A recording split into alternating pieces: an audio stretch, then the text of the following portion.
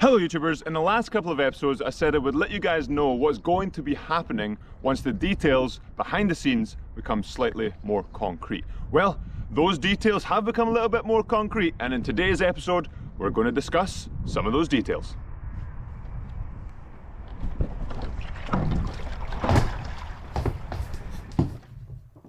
Okay, first things first, let's talk about the world-class program that I've mentioned a few times in the last couple of episodes. What actually is it? Well, it's a UK sport initiative to get athletes to the top of their game, and depending on your sport will depend on what that top looks like. For me, being in beach sprints and being a new sport this Olympiad to the Olympics, the top is the Olympics. And so how does the world-class program help athletes get there? Well, it basically helps you get all the support that you might need to get there and access to all the facilities that also help you get there. So in the last episode, we were training at Caversham, enjoying everything that had to offer. That was because we were on the world-class program. And then we get access to all the other sort of support like S&C support, nutritional advice, mental health being, and everything you might need support-wise to get there. And obviously access to some of the best coaches in the world. Lucky to be in the British rowing system. So much experience to draw from in order to keep progressing forward. And then there's a funding side of things as well. Being on the world-class program comes with funding, and depending on previous performance will depend on the level of funding that you get. Let me know in the comments below if you would like to know more about funding. I'll probably make a video all about that. But most of that data is all out there for one to find. It's UK sport, so it's all public.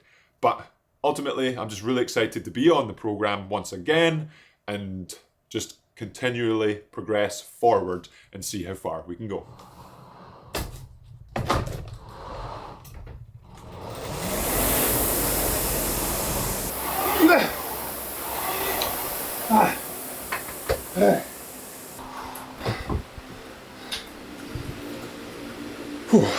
And some of you may have noticed I'm not actually in Caversham right now training. We're here at yamsquad HQ, yamming on it on the rowing machine. And that brings me to talking about what training is going to look like going forward and where that may be. So, a little bit of background. Normally when you join the world-class program on the rowing side of things, it's a centralized program. So you basically move to Caversham, you train there, use the facilities, and especially on the flat water side, you've got a 2K lake there, private, can use it every day.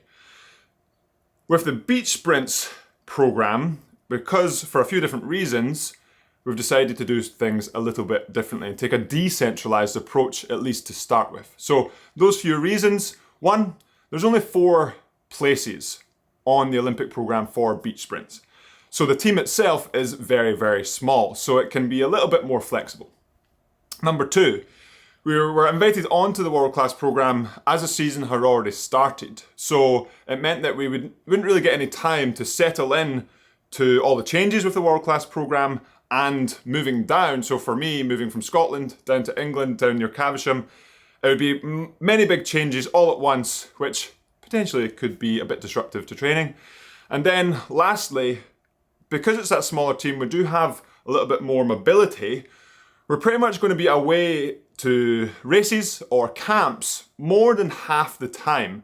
So if we did move down, we wouldn't even spend much of the time in where we would move to anyway. So right now we've decided, like I said, to take the decentralized approach and stay at yamsquad HQ for me particularly, and then maybe the next season or the next season we change things up and try and keep stepping on through the season, because as I've learned in the past, especially joining the Olympic team prior to the 2020/1 Olympics, I was on the team and then I wasn't in the team. A lot of things can happen in 2 years, 3 years, 4 years, so I want to be able to keep stepping forward rather than the first year of the Olympiad absolutely smash it, and then you get to 1.5 years, 2 years into the Olympiad and you start to struggle and everyone else kind of keeps going.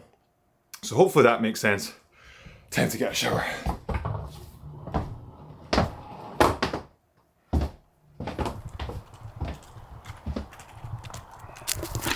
But what does this all mean for the videos that Yam Squad have been watching for almost the past decade? Well, fortunately, I have been told I'm allowed to make the videos and bring you guys along with me on the journey as long as usual, I stay respectful and stick to some of the rules.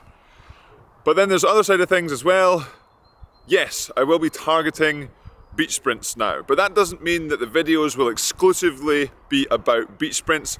The fortunate thing with beach sprints is it still involves quite a few different parts. So rowing on the water, rowing on the erg, and then everything that comes along with that will still be part of the journey, and I'll still be able to share things like erg tests, things like tips going fast on the water, and of course, my journey.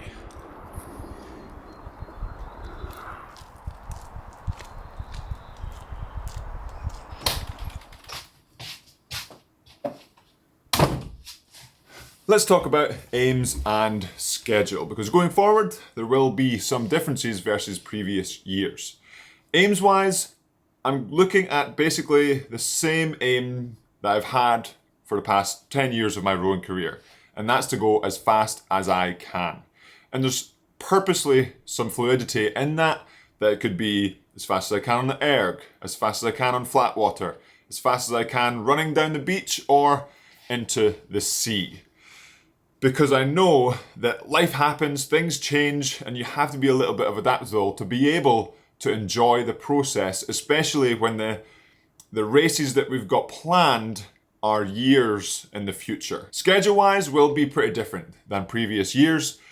Last year, we had a good mix of flat water rowing and beach sprints rowing, and I really think they tied together really nicely, and I was able to improve on both. I think they really complemented each other. This year, being on the world-class program for beach sprints means there's going to be a lot more opportunities to embrace on the beach sprints side, like more camps and more races than I've ever done.